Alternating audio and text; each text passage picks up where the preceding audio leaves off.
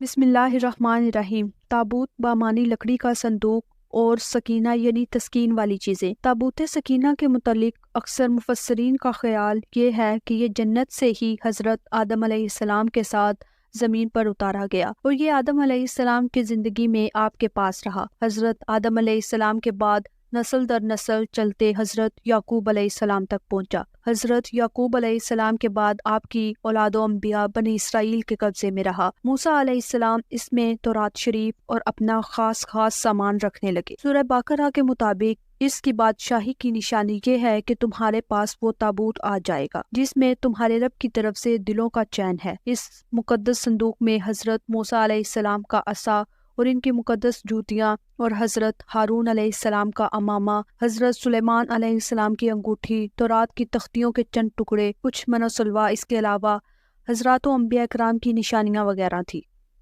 جب یہ صندوق ان کے ہاتھ سے نکل گیا تو پوری قوم کی ہمت جواب دے گئی اور ہر ایک اسرائیلی یہ سوچنے لگا کہ خدا کی رحمت ہم سے دور ہو گئی، اب ہمارے برے دن آ گئے۔ جب بنی اسرائیل نے نافرمانی کی تو خدا نے قوم عمالقہ کو ان پر مسلط کیا اور جالوت غالب آیا۔ اس نے بنی اسرائیل اور اس کے شہروں کو تاراج ان کو قتل اور علاقہ بدر کیا اور تابوت بھی لے گیا۔ اس نے اس تابوت کو گندگی کے ڈھیر پر پھینک دیا۔ تابوت کی اس بے حرمتی پر اللہ تعالیٰ کی طرف سے قوم عمالقہ پر اللہ کا عذاب نازل ہوا۔ وہ جہاں صندوق رکھتے وہی وبا اور بلا آتی۔ انہوں نے ناچار ہو کر ان کو بیلوں پر لاد کر ہانک دیا۔ فرشتے بیلوں کو شمائل نبی کے پاس پہنچا گئے اور اس کو طالوت کے پاس لے گئے۔ بنی اسرائیل اس نشانی کو دیکھ کر بہت خوش ہوئے اور من جانب اللہ طالوت کی بادشاہی کی نشانی بھی سمجھا اور طالوت کی بادشاہی پر یقین لے آئے، کیونکہ تابوت نبوت کی علامات تھی۔ جہاں بھی نبوت ہوتی یا جس کے پاس وہ تابوت ہوتا وہی نبی ہوتا۔ قرآن میں ہے، ان لوگوں سے ان کے نبی نے کہا کہ طالوت کے بادشاہ ہونے کی علامت یہ ہے کہ تمہارے پاس وہ صندوق واپس آ جائے گا جس میں تمہارے رب کی طرف سے تسکین قلب کا سامان ہے اور آل موسیٰ و ہارون کی چھوڑی ہوئی چیزیں ہیں جسے فرشتے اٹھائے ہوئے ہوں گے۔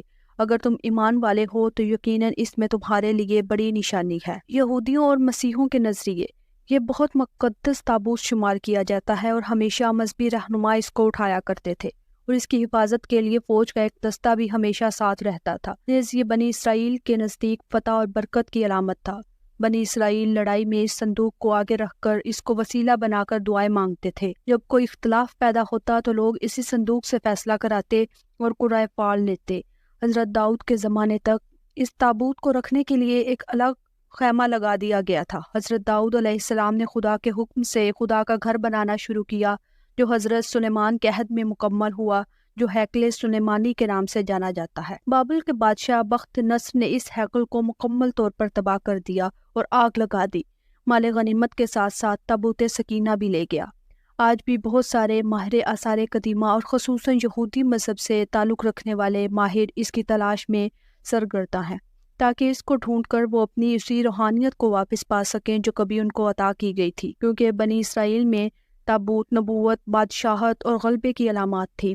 تو یہودیوں کے اسرائیل کی ریاست بنانے کے بعد شد و مت سے اس کی تلاش شروع کی گئی۔ مختلف آراء کے مطابق تابوت کو جاپان میں سورگی کے پہاڑوں میں ایک بادشاہ نے دفن کروا دیا تھا۔ ماہر آثار قدیمہ برائن وائٹ کا کہنا ہے کہ یہ مشرق وسطیٰ عرب ممالک میں موجود ہے۔ کچھ تاریخ دان انگلینڈ اور کچھ اسکاٹ لینڈ کے ایک علاقے کی طرف نشاندہی کرتے ہیں۔ ایک نظریہ یہ بھی ہے کہ یہ آرک تابوت اس وقت دنیا میں موجود نہیں، اس کو خدا نے انسانوں کی بدعمالیوں کی وجہ سے آسمان پر واپس اٹھا لیا۔ یہ بحیرہ مردار کے قریب ایک غار کے اندر کہیں گم ہو چکا ہے۔ یہودیوں نے 1981 میں سلیمان علیہ السلام کے پہلے محل سے نکل کر کہیں نامعلوم جگہ پر منتقل کر دیا۔